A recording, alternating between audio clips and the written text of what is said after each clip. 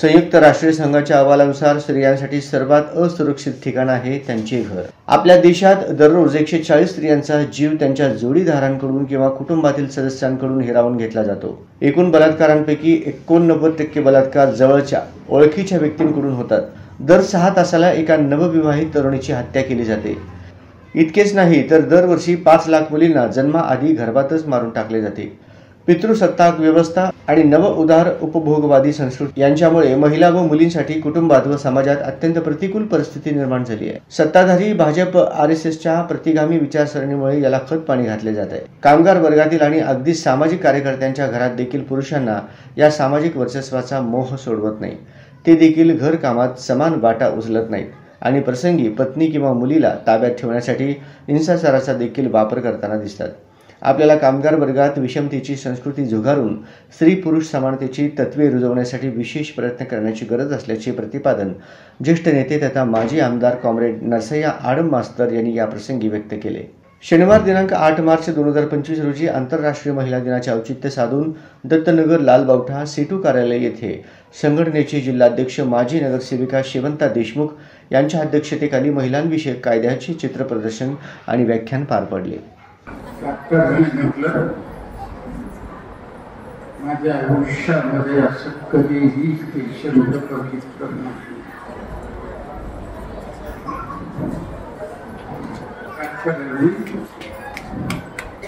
1980 केलं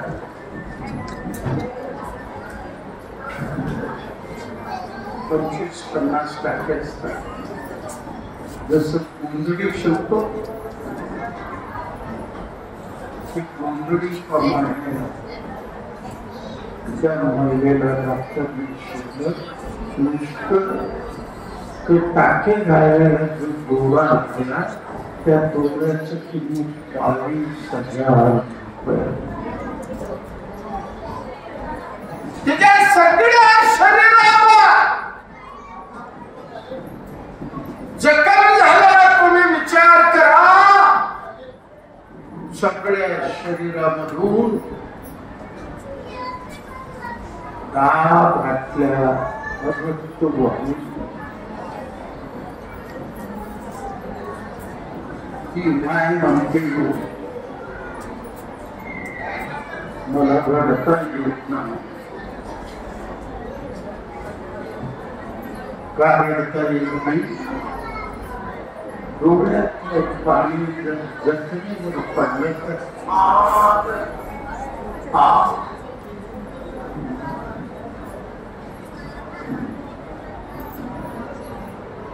ती माऊली म्हणते अक्षरशः मी या आगीमध्ये जळू लागलेली आहे।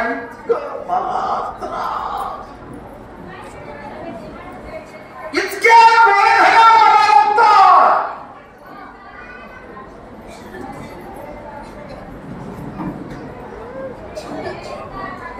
महिला मृत्यूशी जंग घेऊ लागली।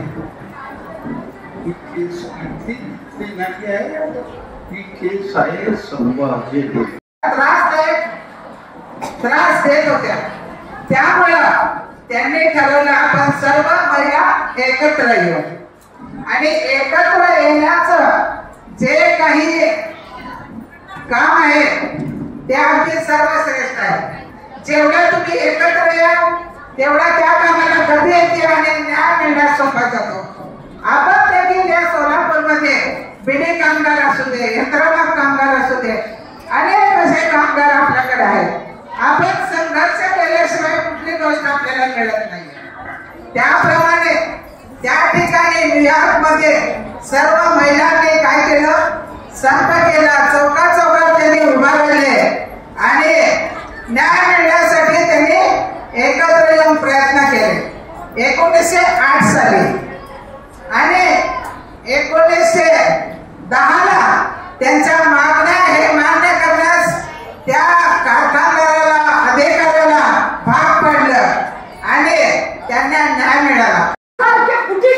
अत्याचार बढ़ने के लिए आज महाराष्ट्र, आज उत्तर प्रदेश, हरियाणा के बाद में महाराष्ट्र का तीसरा नंबर आया है कि रोज दिन भर में 116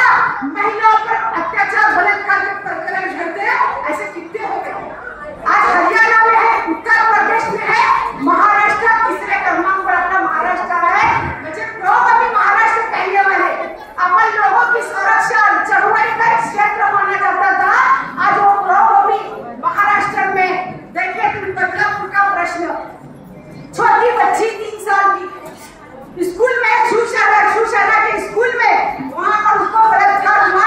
अगर वो उसका भावना फोड़ होता है उसे इनकाउंटर कर दिया पुलिस ने। इनकाउंटर करना अच्छी बात है क्या?